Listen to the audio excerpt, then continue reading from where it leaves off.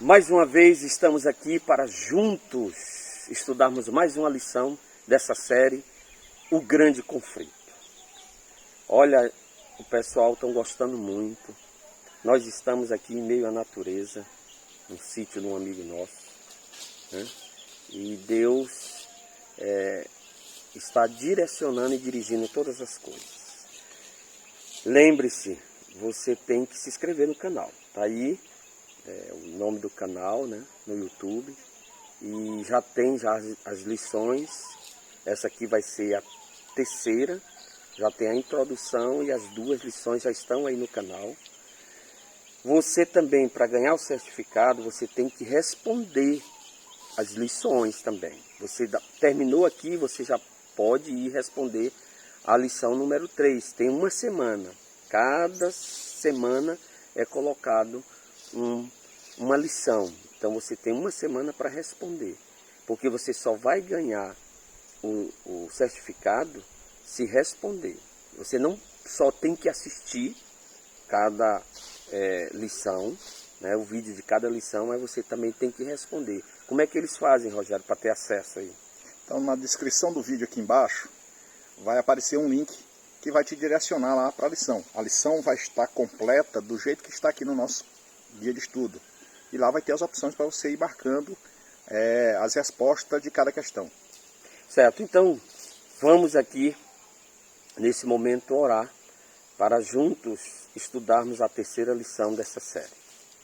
Grandioso Deus, muito obrigado, Senhor, por esse momento, por estarmos aqui em meio à natureza, para juntos aprendermos mais um pouco dessa série, o Apocalipse. Baseado na Tua Palavra, vamos agora, dirigido pelo Espírito Santo, aprender mais um pouco, em nome de Jesus. Amém. Amém. Rogério, nós estamos na terceira lição, que tem por título O Grande Traidor Desmascarado pelo Apocalipse. Na última lição, nós conhecemos o personagem central do Apocalipse, que foi a segunda lição, que é nosso Senhor e Salvador Jesus Cristo. Agora, é necessário, essa lição, o grande objetivo dessa lição é mostrar que nós estamos numa guerra.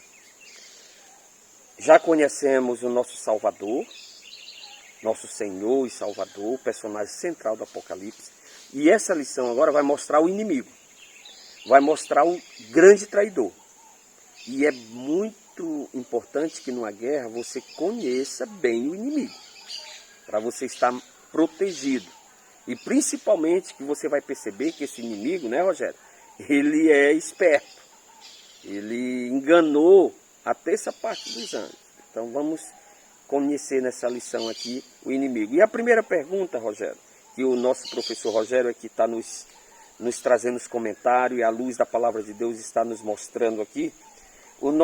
A primeira pergunta é: Satanás é mencionado 55 vezes no livro do Apocalipse.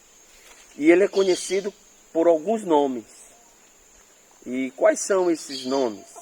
Parece que são 5. Olá, amigos. Mais uma vez estamos juntos aí. Antes de responder a pergunta do Simão, eu queria que você imaginasse nossa lição como, essa nossa série, como um filme. O filme é mais ou menos assim, o roteiro, né? Primeiro ele mostra o mocinho, depois mostra o vilão, aí depois de mostrar o mocinho e o vilão, os personagens que vão compor esse enredo, ele começa a desenrolar toda a história do filme, né? O que o filme quer apresentar. E nós estamos aqui seguindo essas etapas. Então, preste bem atenção e siga a sequência, que eu tenho certeza que Deus vai iluminar a sua mente, que não tenha dúvidas de toda a mensagem que essa série vai passar e quer passar. Tá certo? Quanto à pergunta, como a nossa base maior é a Bíblia, né? Na verdade, a única base que a gente tem, nós vamos abrir em Apocalipse capítulo 12, versículos de 7 a 9. Houve então uma guerra nos céus. Miguel e seus anjos lutaram contra o dragão, e o dragão e os seus anjos revidaram. Mas estes não foram suficientemente fortes e assim perderam o seu lugar nos céus. O grande dragão foi lançado fora. Ele é a antiga serpente, chamada Diabo ou Satanás, que engana todo mundo. Ele e os seus anjos foram lançados por terra. Então vamos lá. O texto identifica esta pessoa. Identifica ele por nomes, mesmo antes de nós conhecermos ele como o diabo. Né? Ó, o texto diz lá. Primeiro é o grande dragão. Dragão é um animal meio que anfíbio. Tá entendendo? Ele anda na água aqui, ó. Tem um açudão aqui atrás da gente, bonito açude, muito peixe, né? Dragão é um animal que tem seu ambiente na água e na terra. Né? Ele é meio anfíbio. Ele se adequa em qualquer lugar desses aí. Aí ele diz, a Bíblia chama ele de dragão, a antiga serpente, a serpente lá do Éden, que enganou Adão e Eva, e serpente também é um animal anfíbio, né? Ele rasteja, mas também é bom de água. É o dragão, a antiga serpente, diabo, Satanás, né? E ele é o grande enganador. 5 nomes aí. Quanto a Satanás, Satanás quer dizer, na raiz da sua palavra, quer dizer adversário. Ele é um grande adversário. E eu queria que vocês lembrassem, aos que gostam de futebol, que um técnico de futebol, quando ele recebe lá a escala de jogos e tem o time adversário, né, o time Satanás,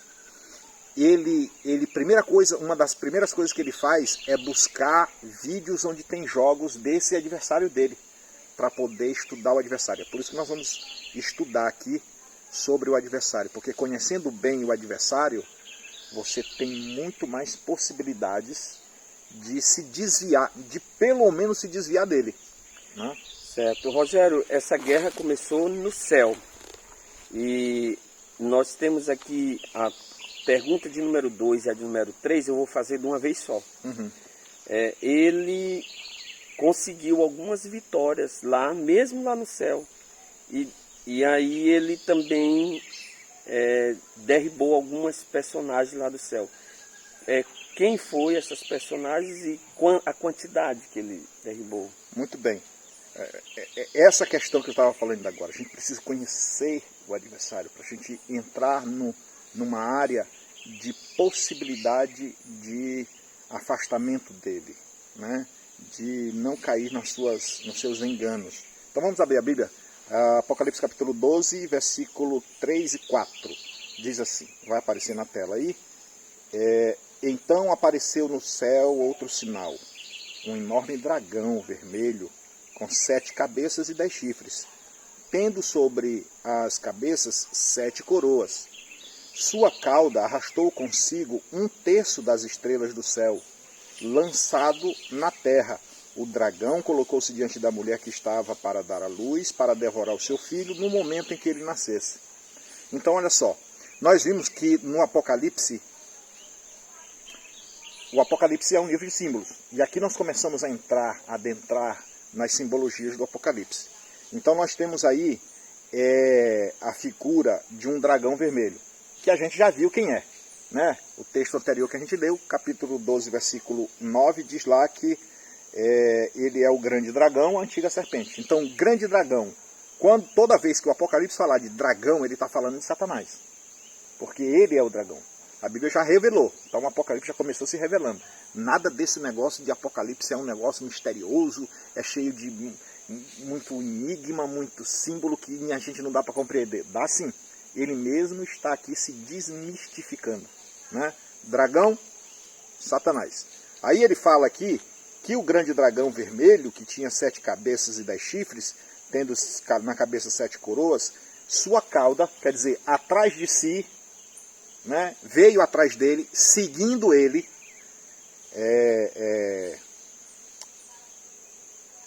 arrastou consigo 1/3 das estrelas do céu. lançando-as na terra. Portanto, amigos, se você pensar um pouco, estrelas então vai aparecer como o quê? Se no capítulo 12, versículo 7 a 9 diz que houve guerra no céu, Miguel e os seus anjos, e fala que o dragão é Satanás, a antiga serpente, é o diabo. Se o dragão tinha os seus anjos, e aqui no versículo 3 está dizendo, no versículo 4 está dizendo que ele arrastou atrás de si estrelas, então assimile, não precisa de muita cerimônia, é só assimilar. Então se ele arrastou consigo estrelas, e ele tem os seus anjos, estrelas quer dizer anjos. Mais na frente, a gente vai ser mais específico nesse símbolo de anjo. Mas eu estou só dando uma pincelada rápida porque a gente ganha tempo aqui e segue no fluxo melhor. Então, ele arrastou consigo 1/3 dos anjos do céu. Eu quero chamar a atenção para isso, amigos. Este ser, que é um ser criado, isso está registrado no livro de Ezequiel, capítulo 28. Ele é um ser criado. E agora eu quero que você imagine o seguinte, um ser criado desafiando o Criador. Ele resolveu arrumar confusão com o Criador. Então, não dá para mim aceitar outra coisa a não ser que ele tinha em sua cabeça, ele achava que tinha pelo menos uma possibilidade de vencer o Criador. Por isso ele desafia o Criador. Então, ele não é qualquer adversário.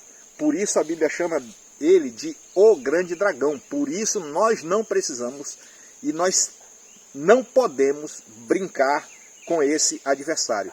E o texto mesmo fala que ele arrastou consigo 1/3 dos céus.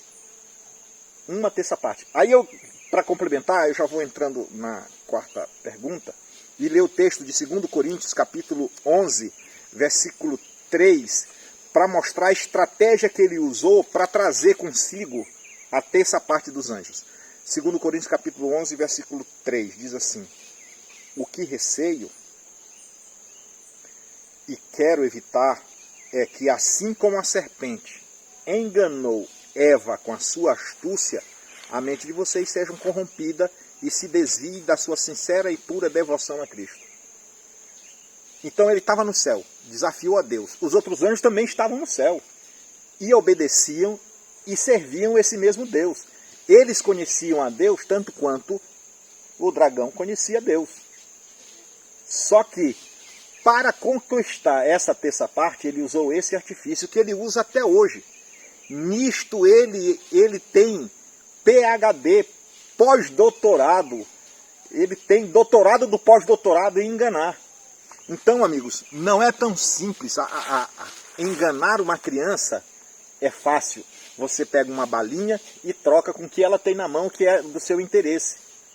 Para enganar um adulto, precisa de artifícios, precisa de outros meios, né? E ele usa de qualquer subsídio que esteja à sua disposição, a distância de sua mão, para enganar.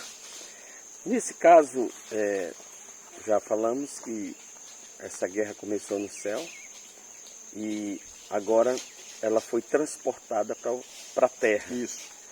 E Satanás aqui na terra, ele usou a serpente, uma serpente. E no caso, Rogério, ele usou a serpente, mas qual foi a metodologia e qual é a ferramenta que ele usa, que você acabou de também falar também? Porque todo adversário, ou seja, nós estamos numa guerra. Isso. Deus, que é o personagem central do Apocalipse, Jesus Cristo, ele tem as suas ferramentas que nós vamos ver em outra lição. Mas qual foi a ferramenta que o inimigo de Deus usou aqui, quando lá no céu e tornou a usar aqui na terra, aqui, através da serpente? Pois é o que nós dissemos ainda há pouco. A principal ferramenta, e a ferramenta que ele tem mais êxito, é essa. Ao longo dos anos, da vida, a gente vê muita gente falar, e eu já ouvi muito falar isso, o diabo, quando ele quer que você o aceite, ele não vem como Satanás, ele se veste de outro jeito, de outros meios. Amigos, ele tem artifícios que você nem imagina que ele pode usar. Por exemplo, para alguém com sede, ele pode oferecer um refrigerante. Para alguém que tem uma necessidade, ele te engana em cima da necessidade que você tem.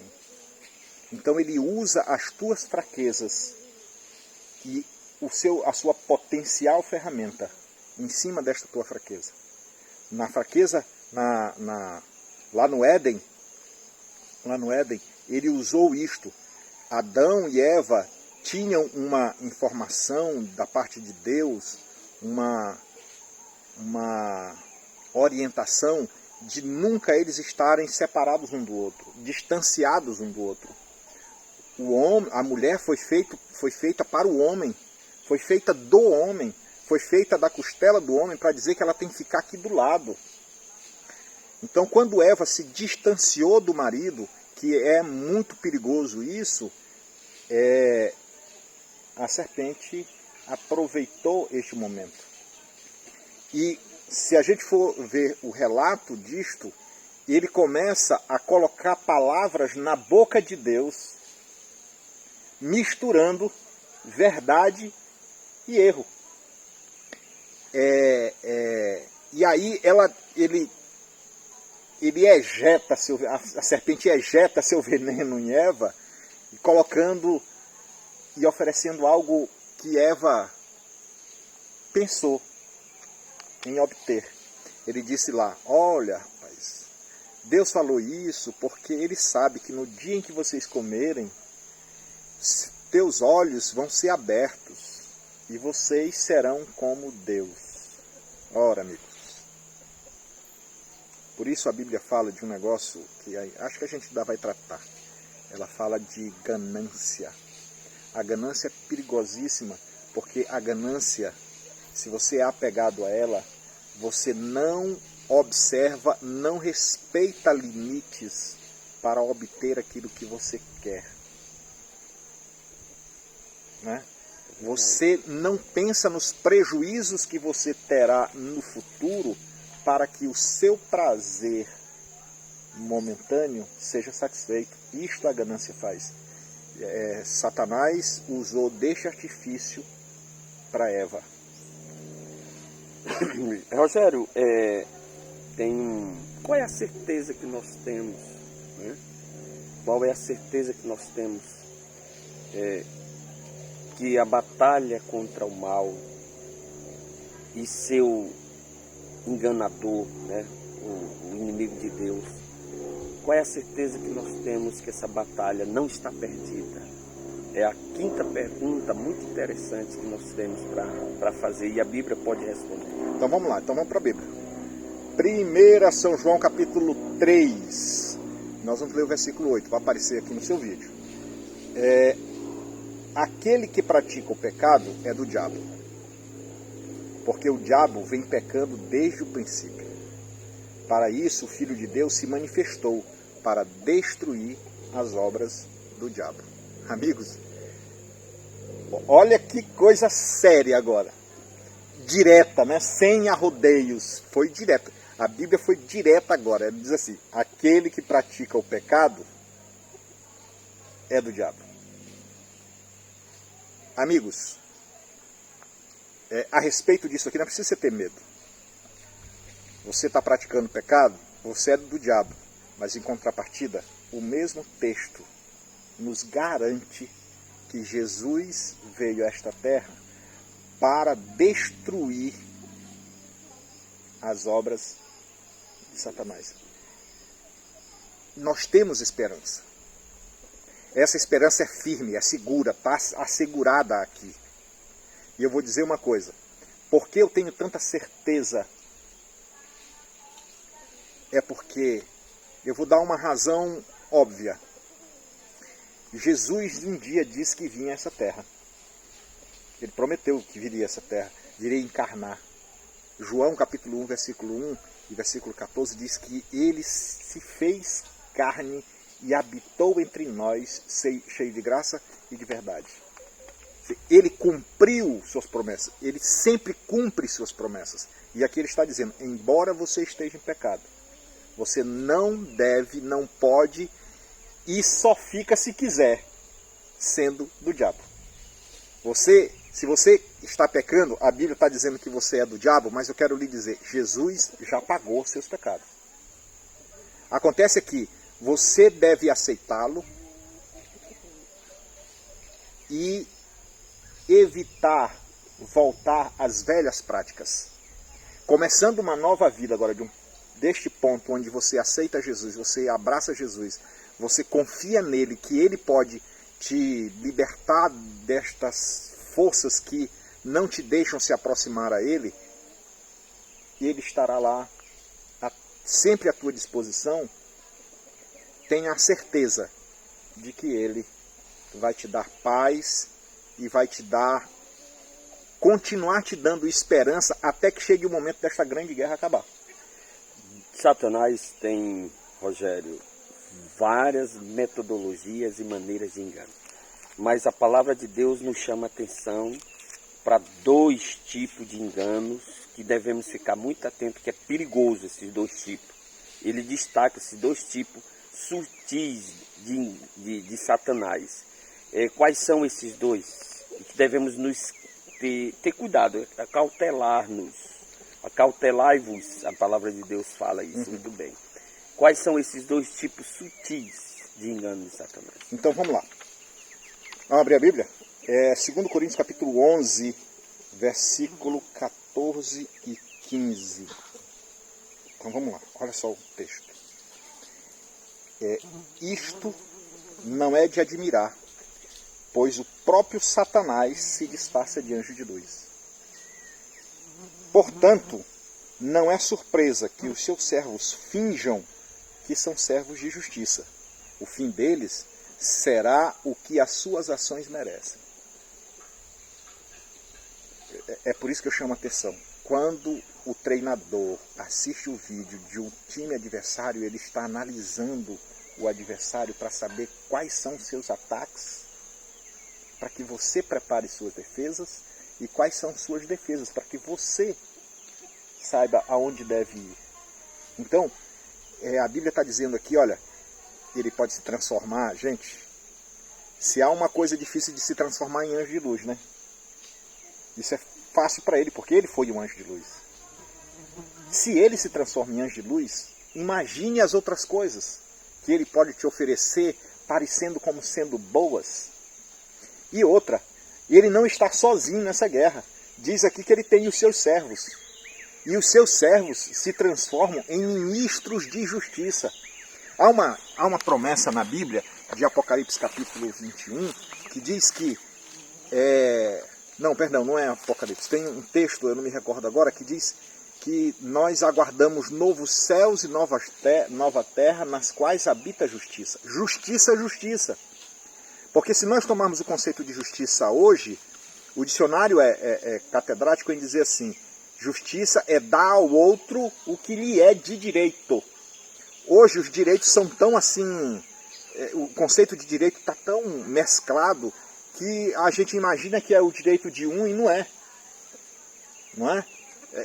A intimidade tem que ser preservada, mas chega um momento em que ela pode ser quebrada. Não é?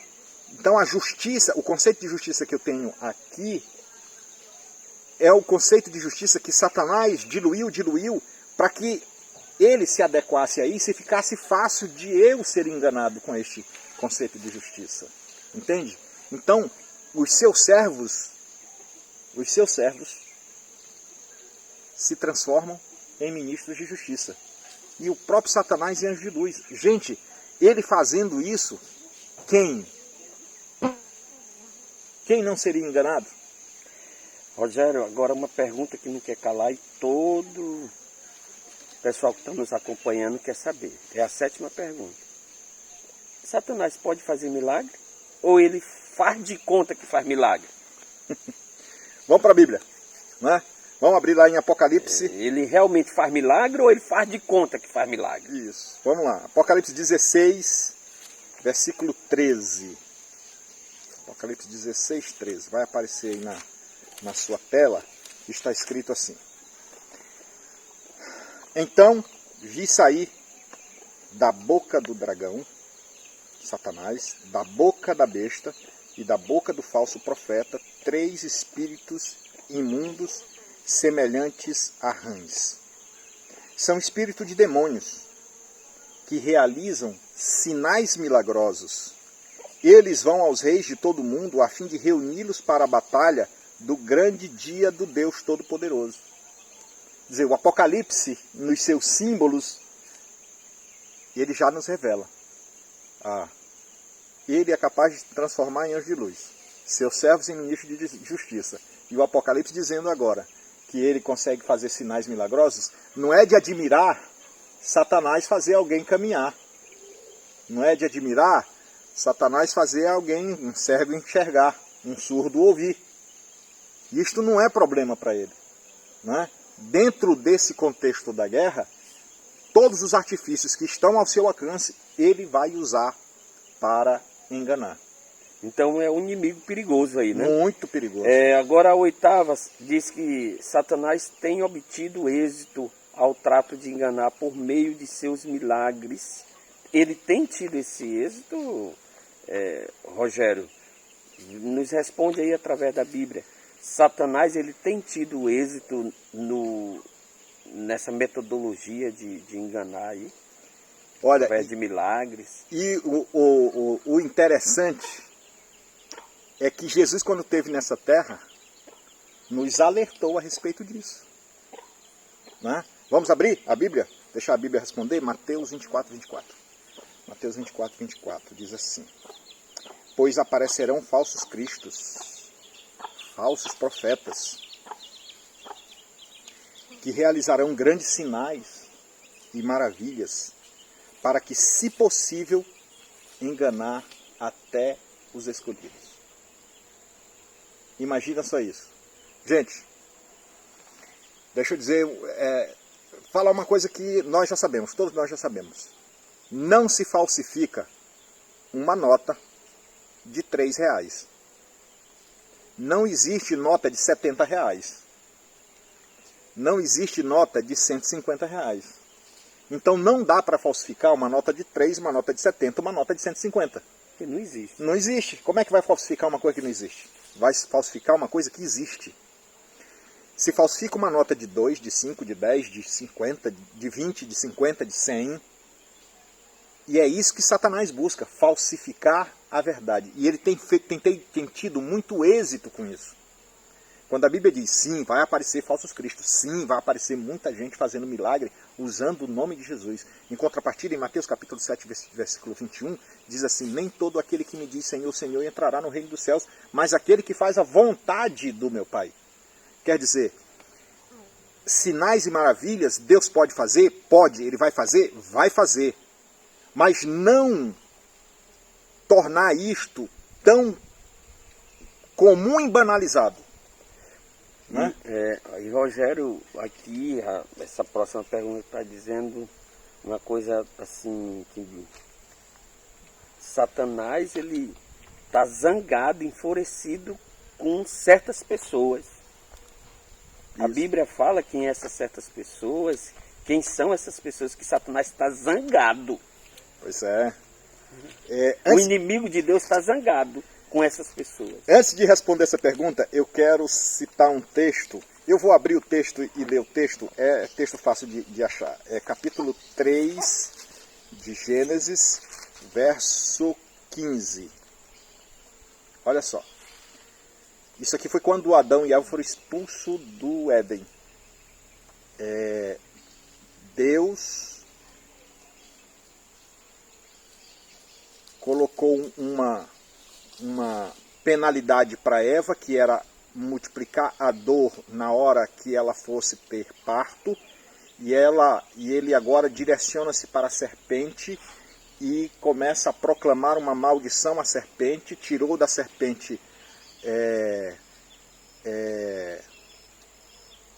o poder de voar ou de caminhar, e porque o texto diz que ela a partir daquele momento ia arrastar o ventre no chão, então eu posso deduzir que a serpente ou ela tinha patas ou ela voava, porque ela não se rastejava, e a partir desse momento ela passou a se rastejar.